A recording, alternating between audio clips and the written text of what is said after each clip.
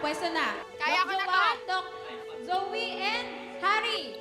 Okay, ready? Set! Go! Matatapos ka tayo! Hey! Hey! Walang kamay dapat ha! Walang kamay! Walang kamay! Ubusin ha! Ubusin! 1 point din yan! Ubusin! Walang kamay! Active yun ako nga! Ito! 100 points ang equal nito guys! Ang galingan nyo! Let's go!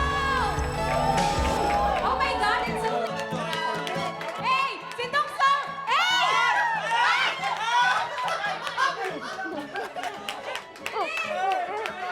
Ubusin! Kailangan ubusin na sa bibig! Ubusin sa bibig! Ubusin sa bibig! Kaya mo yan! Okay! Sino? Ilunok! Ilunok! Ilunok!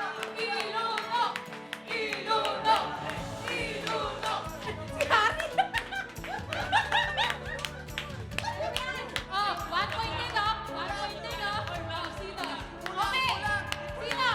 Naka!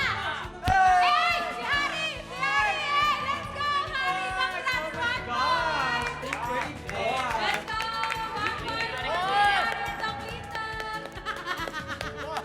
Hindi mo kaya yun! Okay! So, eto na. Ready na ba kayo? Okay, para sa ating last food. Ready na ba ang ating player? Mga representatives natin. Okay, so yan nga, yung marshmallow isa-isa. No hands. Ililipat sa plate ha. Game ha. Okay. Ready? Ready na ba? Ready? Go, Annalyn! Ready? Set! Go! Ready? Bilisan mo, Annalyn! Matatalo na tayo! Annalyn, bilisan Ginadi, mo! 100 points ang katumbas na guys ha. Uy! Let's go! 100 points ang katumbas na Let's go! guys ha. So that's Go! each team. Let's go guys! Ah! Ano ba? Zoe, ano yan? Oh my God!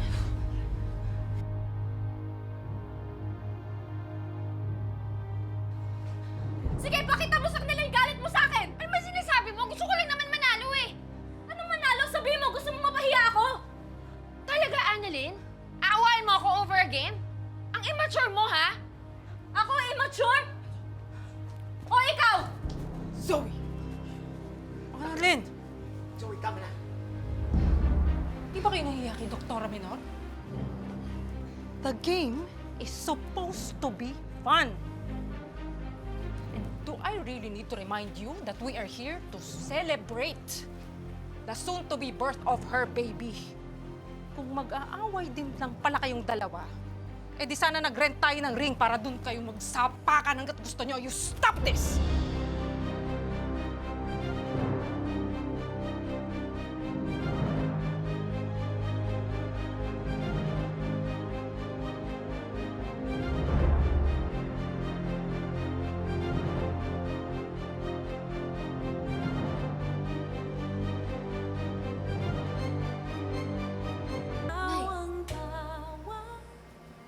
Ayaw mo mag-sorry?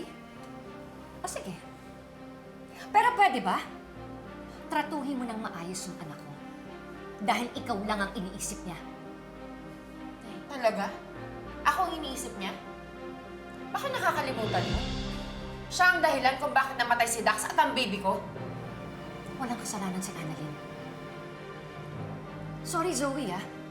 Pero dapat kasi marunong ka maging accountable sa lahat ng mga nagawa mo. Nangyari lahat ng mga kinagagalit mo dahil sumama ka kay Dax. Eh di sana buhay pa sana si Dax. Buhay pa sana yung magiging baby ninyo. Kung ginawa mo lang kung ano yung tama. Ngayon gusto mong sisihin ng ibang tao? Huwag yung anak ko! Sisihin mo yung sarili mo! Tama na po. Tay.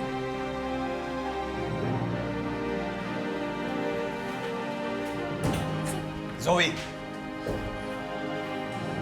Na hindi mo na dapat sinabi yun kay Zoe.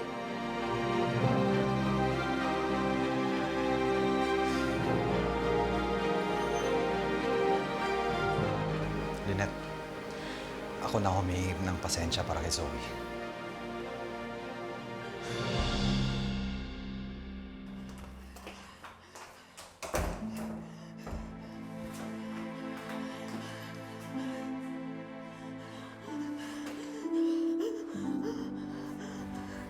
Sorry kung naiiyak pa rin ako.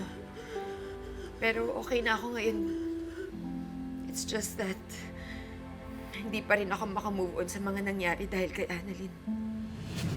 Alam mo ba, magkakasama pa sila kanina ni Daddy. It's so unfair na kasama niya yung mahal niya sa buhay. Samantalang ako, lahat kayo nawala sa akin. She doesn't deserve to be happy. Dapat maramdaman niya kung ano yung pinagdadaanan ko ngayon. Dapat mawalan rin siya ng taong mahalaga sa kanya. At si Tita Lynette yun.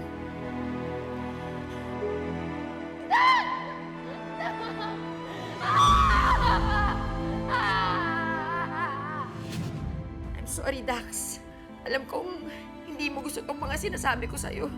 Gusto mo ako mag-move on, pero hindi ko pa kaya. Wala na si Dax. Wala na siya. Ano yung kasalanan mo lahat ng to? Patay si Dax dahil sa'yo! Masakit yung ginawa nila sa'yo, sa atin. And worse, ako ang sinisisi ni Lynette sa mga nangyari. Dad, kamusta yung baby ko? I'm sorry, Zoe, pero wala na yung baby. Dax, please, give me a sign. And I'll do whatever it takes. Dax, I want Annalyn to lose her mom. Gusto kong maramdaman niya yung sakit na mawalan. Na maiwan ng mag-isa. Please give me a sign. Bakit bang sungit-sungit mo? What's your problem? Is it about Lynette and Annalyn? Una na ako, ha? Nay, patapos na rin naman po yung duty ko. Ayaw niyo po na hintayin niyo ako para masamahan po kita?